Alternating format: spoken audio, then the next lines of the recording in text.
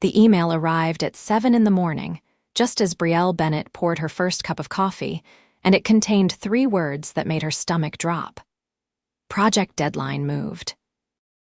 She stared at her phone screen in the pristine kitchen of her downtown penthouse, watching the sunrise paint the city skyline in shades of amber and rose.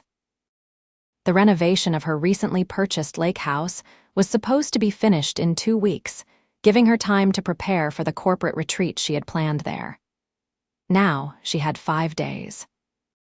5 days to find someone who could paint the entire exterior of a 4-bedroom house on the water, someone reliable and fast. Her assistant had already called 6 contractors.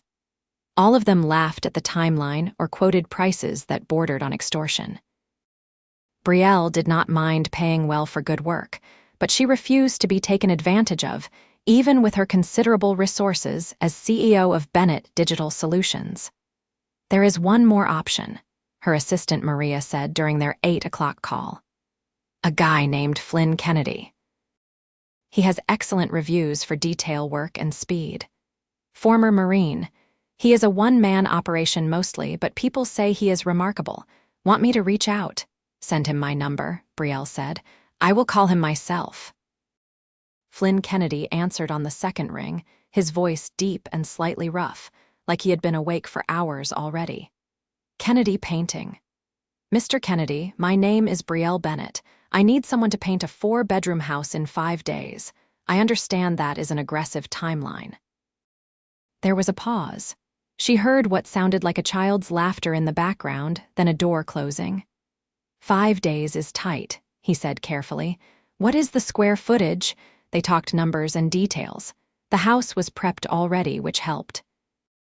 The previous contractor had scraped and primed everything before walking off the job over a payment dispute with the house's former owner. Flynn asked intelligent questions about the type of paint, the exposure to sun and water, the condition of the wood underneath. "I can do it," he said finally. "But I need to be straight with you, Miss Bennett. It means long days, probably dawn to dusk. The price reflects that. I am quoting you for materials and my time, nothing padded. $3,500.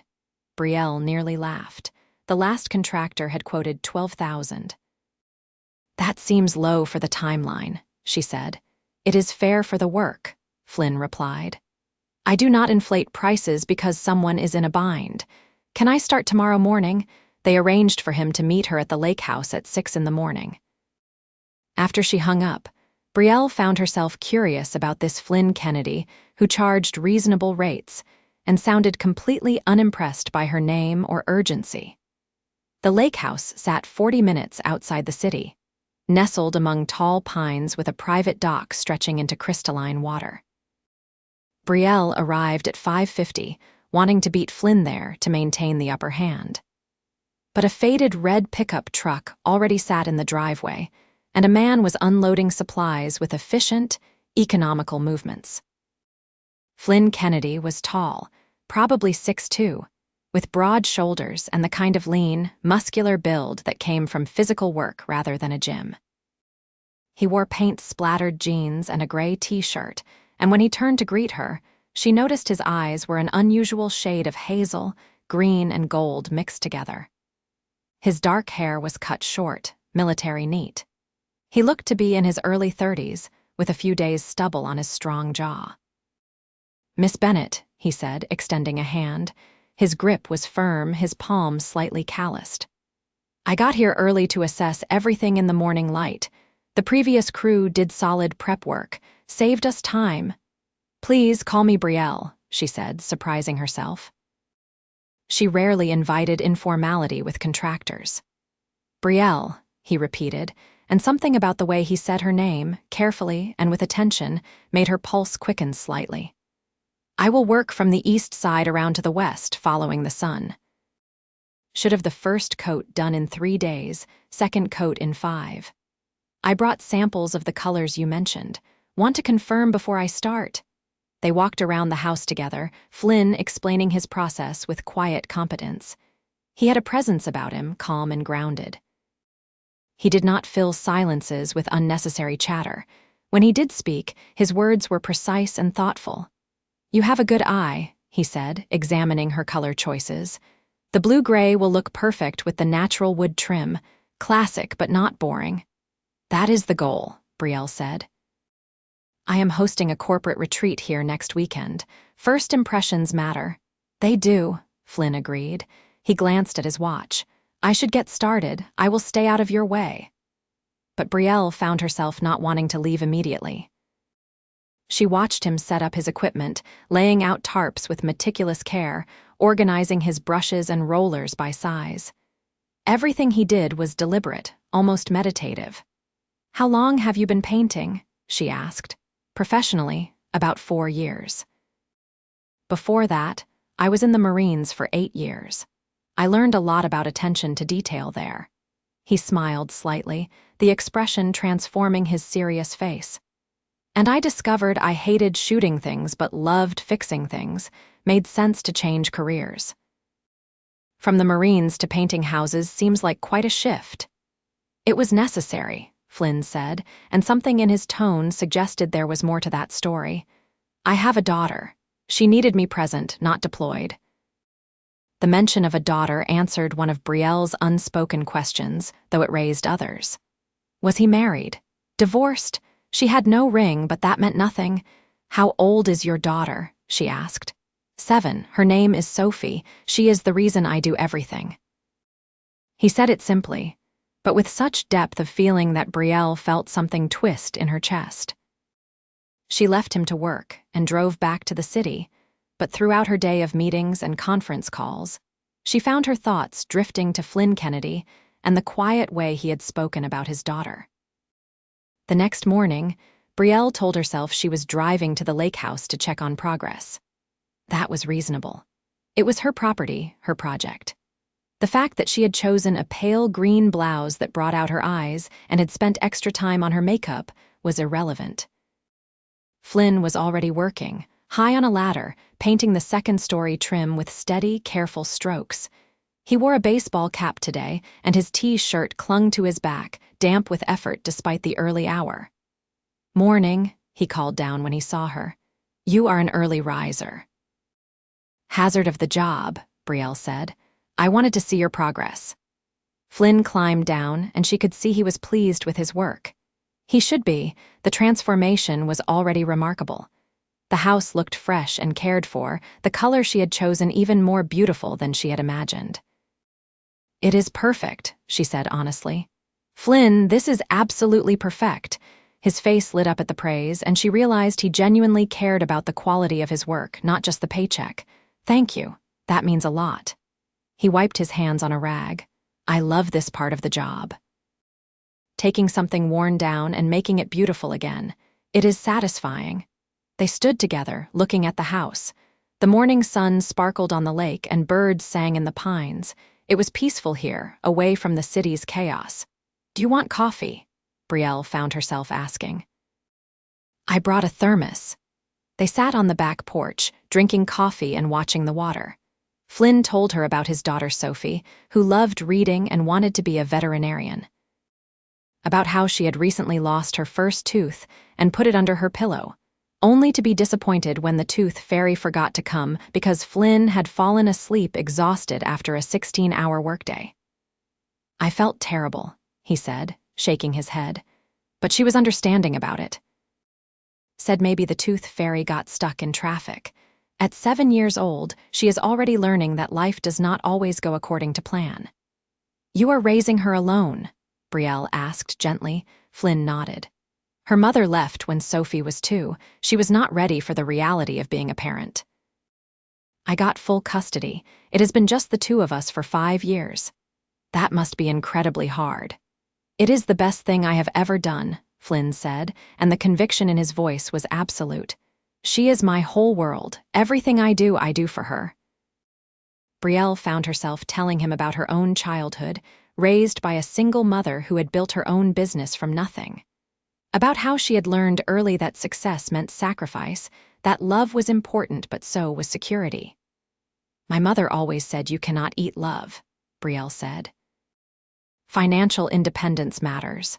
"It does," Flynn agreed. But I think maybe there is a balance. Sophie needs stability, yes. But she also needs to know she is loved more than anything else, that she matters more than money or success or anything. The way he said it made Brielle wonder if she had gotten the balance wrong in her own life. At 32, she had built an empire. She had money and success and respect. But she also had an empty penthouse and a calendar full of meetings with no room for anything else. Over the next 3 days, Brielle found reasons to visit the lake house each morning. She told herself it was due diligence, but the truth was she looked forward to those morning coffee conversations with Flynn. He was unlike any man she had dated. He did not try to impress her with accomplishments or connections. He did not name drop or peacock. He was simply himself, genuine and unguarded. He told her about his struggle to make ends meet, especially in the winter when painting work slowed down. About how he had maxed out his credit cards last year when Sophie got pneumonia and his insurance did not cover everything. About the delicate juggling act of being both provider and present parent. Sometimes I lie awake at night doing math, he admitted. Counting how many jobs I need to cover rent, groceries, Sophie's school supplies. It is exhausting. But then I remember my buddy Marcus from the Marines. He made it home from Afghanistan, but not really, you know. He is there physically but broken inside, and I think about how lucky I am. I have my health. I have Sophie. We have enough. Not always extra, but enough. Brielle was moved by his perspective. She had been so focused on building more, achieving more, that she had forgotten to appreciate enough. On the third day, Flynn was putting the finishing touches on the first coat when a small, dark-haired girl appeared at the edge of the driveway, walking carefully and looking around with wide brown eyes. "Daddy," she called out. Flynn nearly dropped his brush. He climbed down the ladder quickly. "Sophie, what are you doing here? Mrs. Chen's daughter brought me. She said you left your lunch and you need to eat." The girl held up a paper bag, looking proud of herself. Flynn's expression shifted through several emotions. Surprise, concern, then melting affection. "Thank you, sweetheart. But you should have called me first." "I wanted to surprise you," Sophie said. Then she noticed Brielle standing on the porch. "Hi, are you the lady Daddy is painting for?" "I am," Brielle said, walking down to meet her. "You must be Sophie, I am Brielle." Sophie studied her with the unabashed curiosity of a 7-year-old. "You are really pretty. Your hair is so shiny." "Thank you," Brielle said, charmed. "You are pretty too. I love your butterfly backpack." "Daddy got it for my birthday," Sophie said. "It was a whole $1 at the thrift store." Flynn looked embarrassed. "Sophie, you do not need to. It is a very cool backpack," Brielle said smoothly. "I used to have one just like it when I was your age." She invited them both to lunch on the porch. She had brought sandwiches, fruit, and homemade cookies, packed by her housekeeper, but presented as if she had made them herself, though she immediately felt guilty about the small deception. Sophie chattered through lunch, telling Brielle about her school, her best friend Emma, and her pet goldfish named Captain Sparkles. Flynn watched his daughter with unconcealed adoration, occasionally smoothing her hair or adjusting her napkin. The love between them was palpable and pure, and it made Brielle ache with something she could not quite name. Longing, maybe, or recognition that she had been missing something essential. After lunch, Sophie asked if she could feed the ducks at the lake, and Flynn walked her down to the water's edge, holding her hand carefully. Brielle watched them from the porch, father and daughter silhouetted against the sparkling water, and felt her heart do something complicated in her chest. She was falling for Flynn Kennedy. The realization came quietly but with absolute certainty. She was falling for his integrity, his kindness, his devotion to his daughter. She was falling for the way he talked about his work with pride, the way he treated her like a person rather than a paycheck. But what could possibly come of it? They lived in different worlds. She was a CEO with board meetings and international clients. He was a struggling single father counting pennies. It would never work, except she could not stop thinking about him. That evening, Brielle sat in her penthouse, staring at the city lights and feeling the weight of her loneliness. She had everything she thought she wanted, but sitting on that porch with Flynn and Sophie had felt more real, more right, than anything in her carefully constructed life. On the fourth day, Flynn worked from dawn until well past dusk, racing to finish the second coat. Brielle stayed late too, ostensibly answering emails from the porch, but really just wanting to be near him. Around 8, as the sun set in brilliant streaks of orange and pink, Flynn finally climbed down from his ladder and surveyed his work. "I will finish tomorrow morning," he said, satisfaction in his voice. "Just the trim work left. You will have your perfect house, right on schedule." "You have done an amazing job," Brielle said. She had walked down to stand beside him, close enough to catch the scent of paint and clean sweat, oddly appealing. "Flynn, I cannot thank you enough." "Just doing what I promised," he said. But he was looking at her now, really looking, and something in his expression made her breath catch. "Brielle," he said softly, "I need to say something, and I apologize if this is out of line, but I cannot stop thinking about you. These past few days, talking with you, they have been the best part of my day. You are beautiful and brilliant, and you have this way of listening that makes me want to tell you everything. I know I have no business feeling this way. I'm a broke house painter and you are, well, you." But I needed to be honest. Brielle's heart was racing. "Flynn, you do not need to respond," he said quickly. "I just needed to say it. I will finish the job tomorrow, and if you want, we can pretend I never said anything." "Stop talking," Brielle said, and stepped closer to him. "I have been thinking about you too. Constantly. I did not come here every day just to check on paint. I came because I wanted to see you. Because talking with you is the most genuine connection I have had with anyone in years." Flynn reached up hesitantly and brushed a strand of hair from her face. His hand was gentle despite its calluses. "What do we do?" he asked. "Because I do not do casual. Sophie has to come first always. I cannot bring someone into her life unless it is real." "I understand," Brielle said. "I would never ask you to put her second, and I do not want casual either. I want real. I want this, whatever this is between us." Flynn kissed her then, soft and careful, his hand cradling her face like she was something precious. Brielle melted into it, her hands finding his shoulders, solid and strong beneath her palms. The kiss deepened, becoming something urgent and honest and full of possibility. When they finally pulled apart, both breathless, Flynn rested his forehead against hers. "I should take this slow," he murmured. "I should be smart about this." "Probably," Brielle agreed, "but I do not want to wait. Life is too short. I have spent years building a career, but I have been lonely, Flynn, so lonely. And now I have found someone who makes me feel alive. I do not want to waste that." They sat on the porch steps together, hand in hand, talking until the stars came out. They talked about logistics and concerns, about Flynn's worry that he could not give her the lifestyle she was accustomed to, about Brielle's fear that she did not know how to be part of a family. "You do not need to know everything right now," Flynn said. "We will figure it out together." That is what people do when they care about each other. They figure it out. The next morning, Flynn completed the final trim work by noon. The house looked stunning, magazine-worthy. Brielle had walked through every room, admiring the craftsmanship, the perfect edges, the way the color transformed the entire property. "It is better than I imagined," she said honestly. "Flynn, you are an artist." He flushed with pleasure at the compliment. "Thank you, I am proud of this one." She wrote him a check for the agreed amount, then added an extra 1,000 as a bonus. When he tried to refuse, she insisted. "You earned it," she said. "You did exceptional work on an impossible timeline. Please take it. Buy Sophie something special." Flynn looked at the check for a long moment, then carefully folded it and put it in his wallet. "Thank you. This will help more than you know. I was worried about making rent this month." The admission hurt Brielle's heart. Here was a man who worked so hard, who was so talented and good, and he struggled to make rent.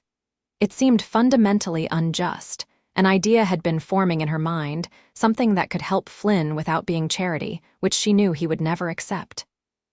"I have a proposition," she said. My company is renovating our headquarters downtown. It is a huge project. We need someone to handle all the interior painting. It is at least 3 months of steady work, probably more. The budget is substantial. Are you interested? Flynn stared at her. Brielle, I cannot accept something just because we are. This is not a favor, she interrupted. I have seen your work. You are meticulous and reliable and talented. Those are exactly the qualities I need. I would be lucky to have you on this project. But if you want, I can have my facilities manager contact you directly, handle all the negotiations. Keep it professional. Flynn considered this, warring with pride and practicality. Finally, he nodded. Okay, yes, I would love to bid on that project, and I appreciate you keeping it professional. Of course, though I should mention I plan to be very unprofessional with you outside of work hours. She smiled at him, and he laughed, the sound warm and genuine. I am counting on it, he said. Their first official date was the following Saturday. Flynn arranged for Sophie to stay overnight with her best friend Emma, after weeks of the girls begging for a sleepover. He picked Brielle up at her penthouse, looking nervous and handsome in dark jeans and a button-down shirt. You clean up well, Brielle said. She wore a simple blue dress, wanting to look nice but not intimidate. You are stunning, Flynn said, and the naked admiration in his eyes made her blush. He took her to a small Italian restaurant in a neighborhood she had never visited, family-owned and smelling like garlic and fresh bread. The pasta was handmade, the wine good but not pretentious. Flynn was attentive and funny, telling stories about his early days in the Marines, about learning to paint from YouTube videos, about Sophie's latest obsession with outer space. She wants to be an astronaut now, he said, grinning. Last month it was veterinarian, before that marine biologist. She has big dreams. She should, Brielle said. The world needs more women with big dreams. After dinner, they walked along the river, the city lights reflecting in the dark water. Flynn took her hand, lacing his fingers through hers, and Brielle felt a contentment she had not known she was missing. Can I ask you something? Flynn said. Why me? You could have anyone. Rich guys, powerful guys. Why a broke painter with a kid in a beat-up truck?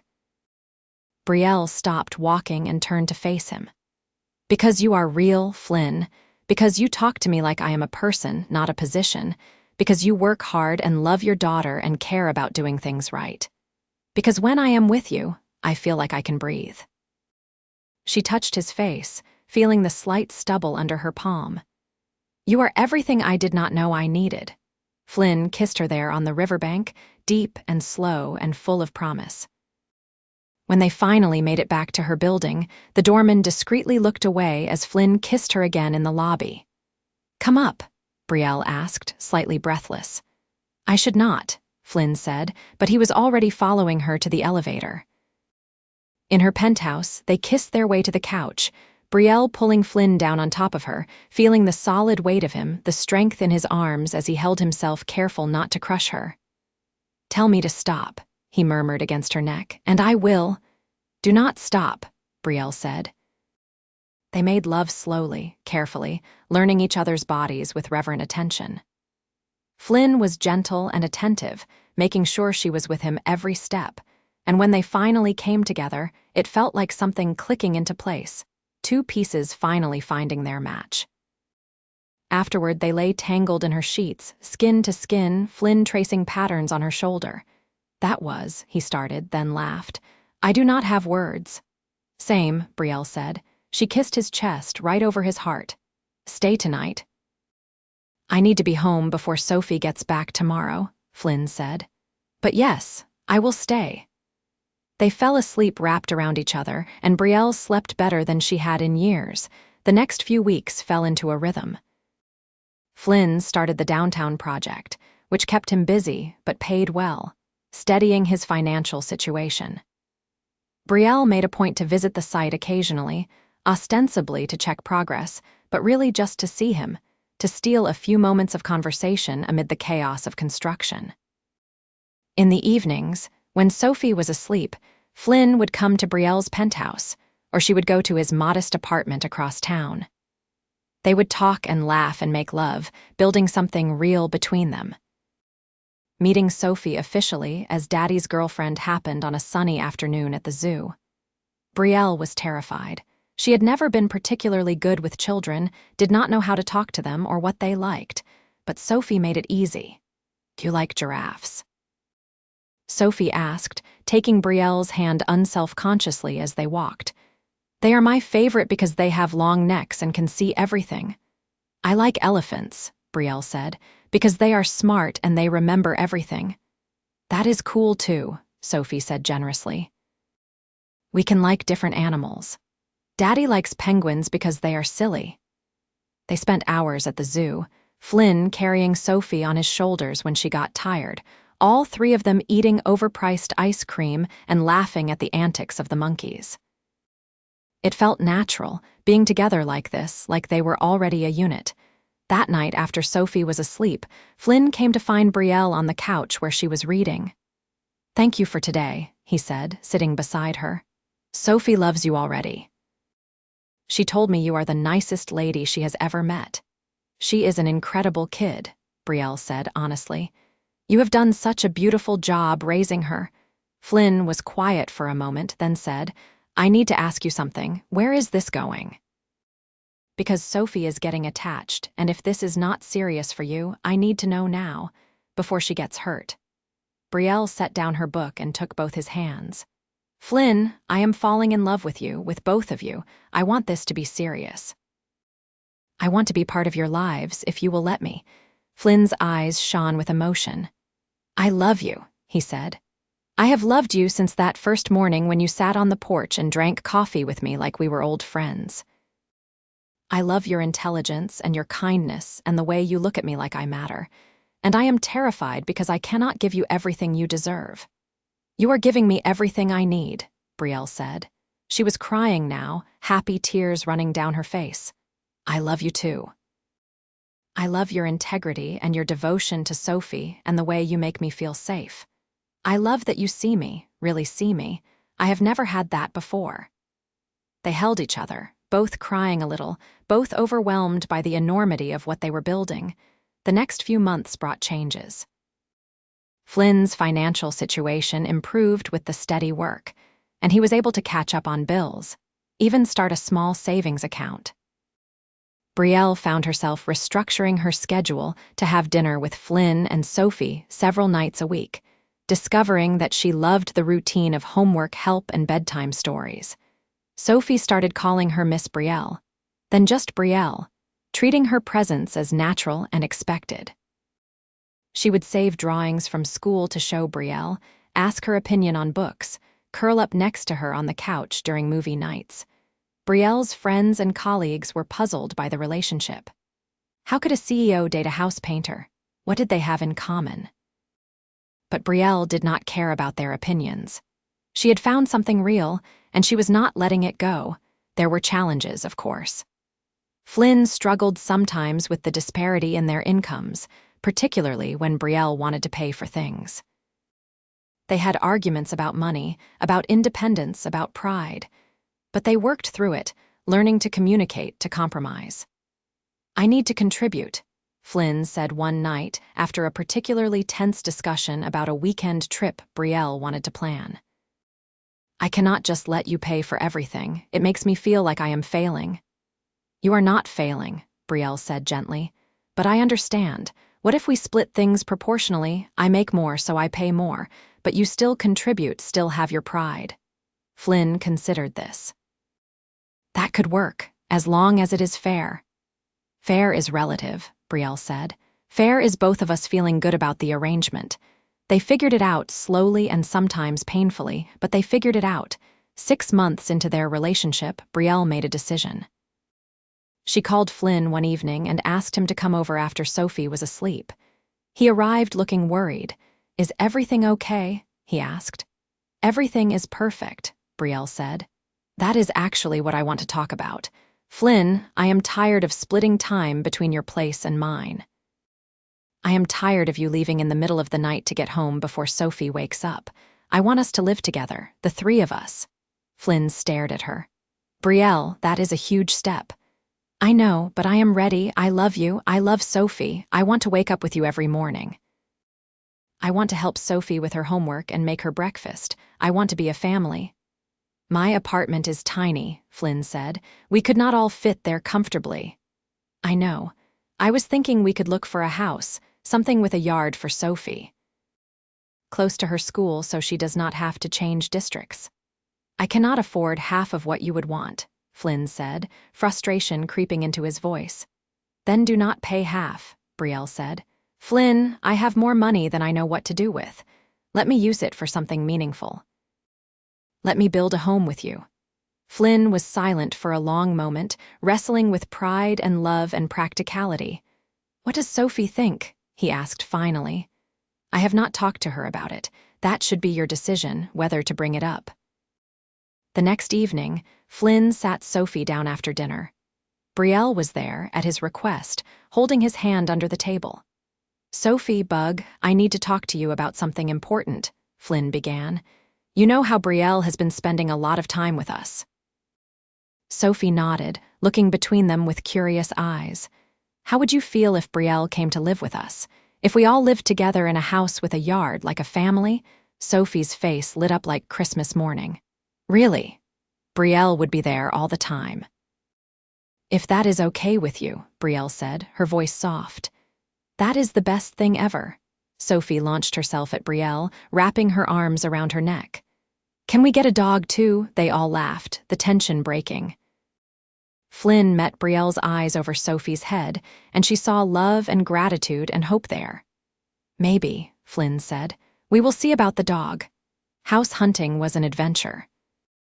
Flynn was uncomfortable with Brielle's budget at first, but they finally found a compromise, a 3-bedroom craftsman with a big backyard, in excellent condition but needing minor updates.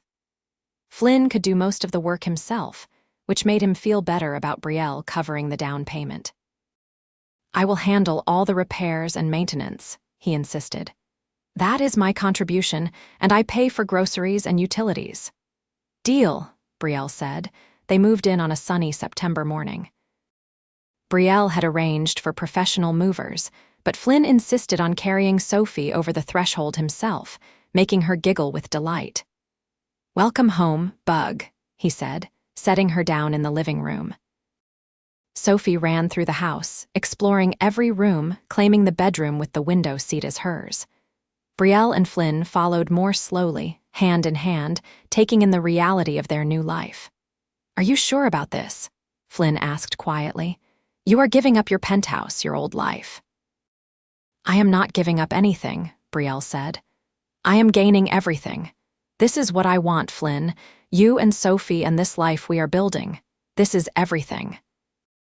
Flynn kissed her, deep and grateful, and when they broke apart, Sophie was there, demanding they come see how her stuffed animals looked on her new bed. The first few weeks were an adjustment. They had to negotiate morning routines and bathroom schedules. Brielle learned to cook simple meals with Sophie's help, discovering she enjoyed the rhythm of domestic life. Flynn converted the garage into a workshop where he could build furniture and take on side projects. Sophie flourished with the stability, her grades improving, her confidence growing. Brielle had worried she would not know how to be a parental figure, but it came more naturally than she expected. She learned to French braid hair from YouTube videos. She attended school conferences and helped with science projects. She enforced bedtimes and limited screen time. She was not Sophie's mother, but she was someone important in Sophie's life, and that mattered.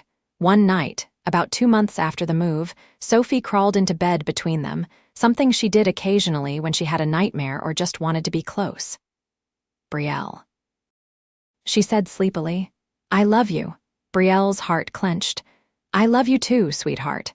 After Sophie fell asleep, Flynn reached across his daughter's small body to take Brielle's hand. Thank you, he whispered, for loving her, for loving us. It is the easiest thing I have ever done, Brielle whispered back. Christmas that year was magical. They got a real tree, and Sophie insisted on decorating every inch of it. Flynn built a fire in the fireplace, and they drank hot chocolate and watched holiday movies. Brielle bought thoughtful presents, nothing too extravagant, learning Flynn's boundaries. For Sophie, she bought art supplies and books. For Flynn, she got a professional grade tool set he had been eyeing but would never buy for himself. Flynn gave her a painting he had done himself, the lake house at sunset, capturing perfectly that moment when they had first admitted their feelings. "It is beautiful," Brielle said, tears in her eyes. "Flynn, I did not know you could paint like this." "I have been practicing," he said. "I wanted to give you something from me, something that mattered." "It matters," she said. "It is perfect." Sophie gave her a macaroni necklace she had made at school, and Brielle wore it for the rest of the day, even though it did not match her outfit at all.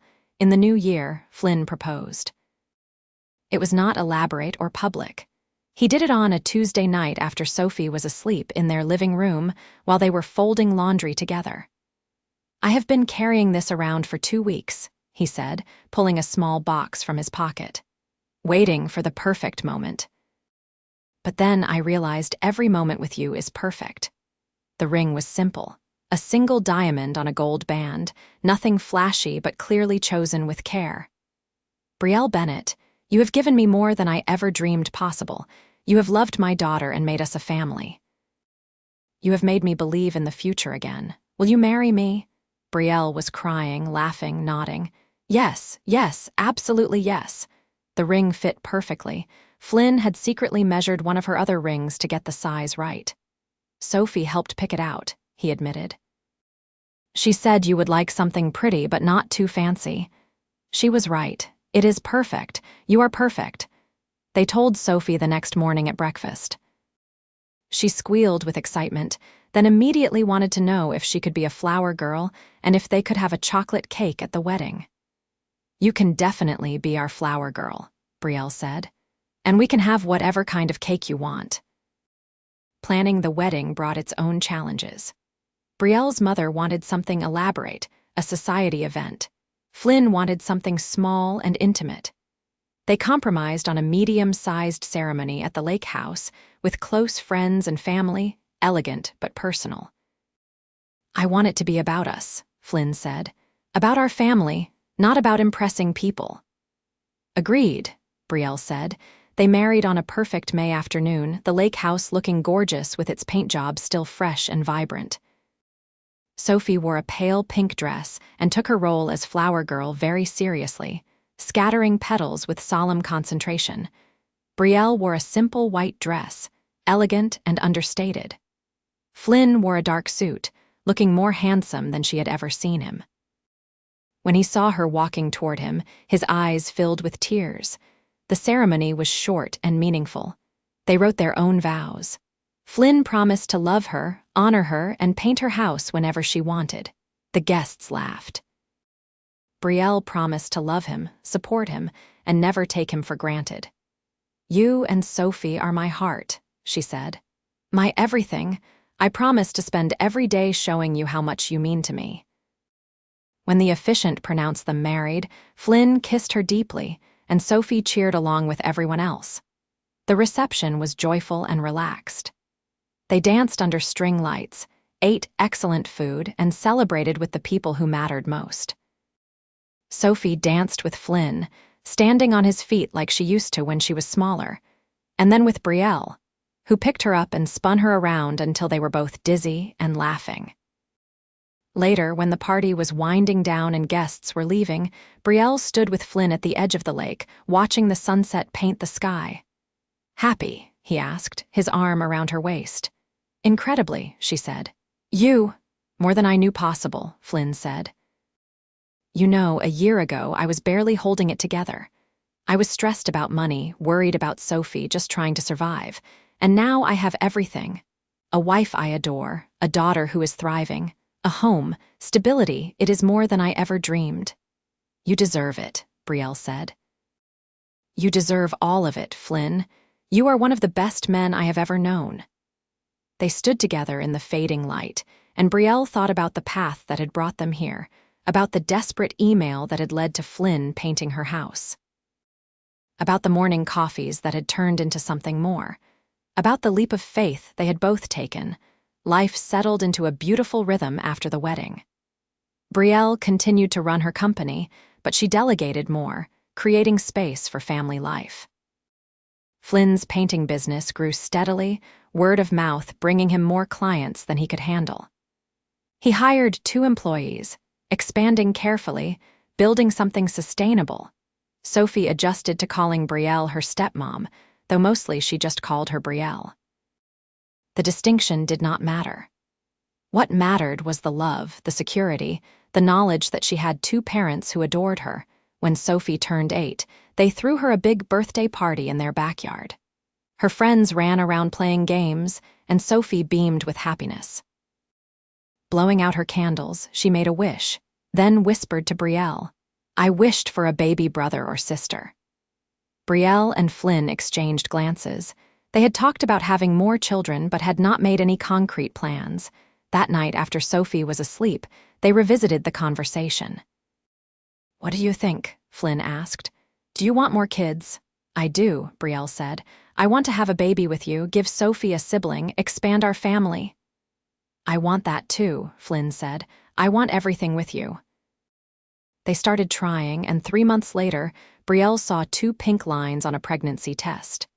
She told Flynn that evening, presenting him with the test wrapped in a bow. Flynn stared at it, then at her, then started laughing and crying at the same time. "We are having a baby," he said wonderingly. "Brielle, we are having a baby."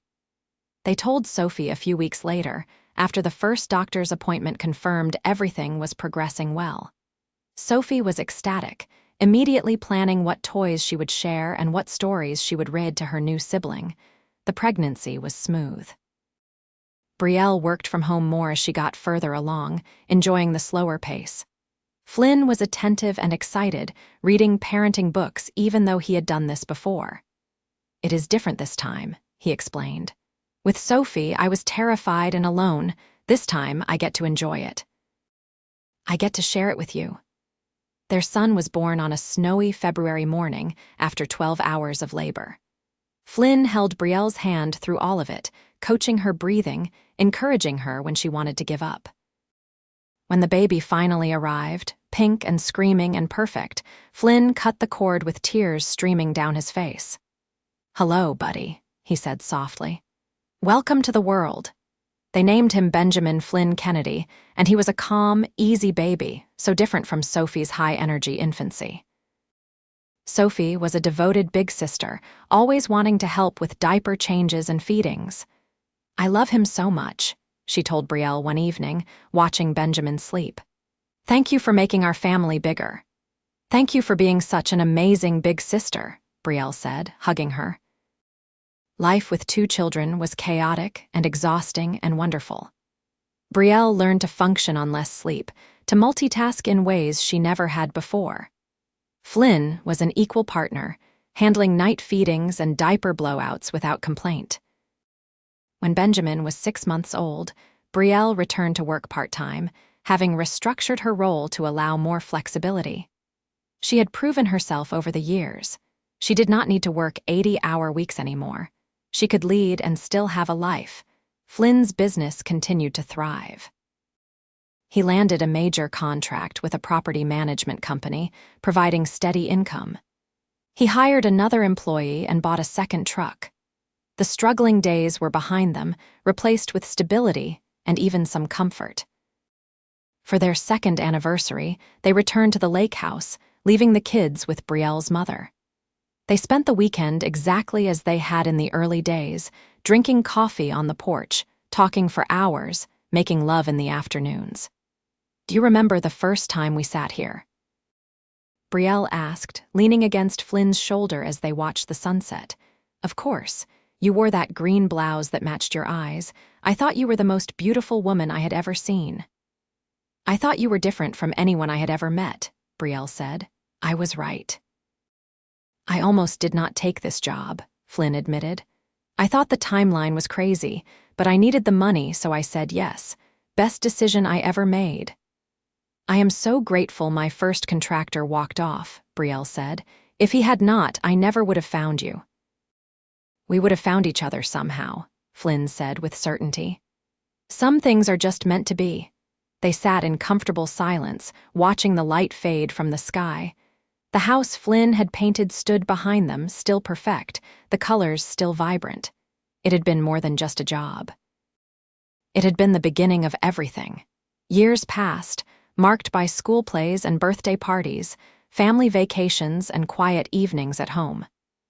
Sophie grew into a confident teenager with plans to study veterinary medicine. Benjamin was a sweet, thoughtful little boy who loved building things with his dad. Brielle's company continued to succeed, but she had learned to define success differently. It was not just about profits and growth. It was about balance. It was about being present for the people you loved. Flynn never stopped painting. He loved the work, loved transforming spaces, loved the satisfaction of a job done well. But he also made time for family, for coaching Benjamin's soccer team, for helping Sophie with college applications. On Sophie's 18th birthday, they threw a big party.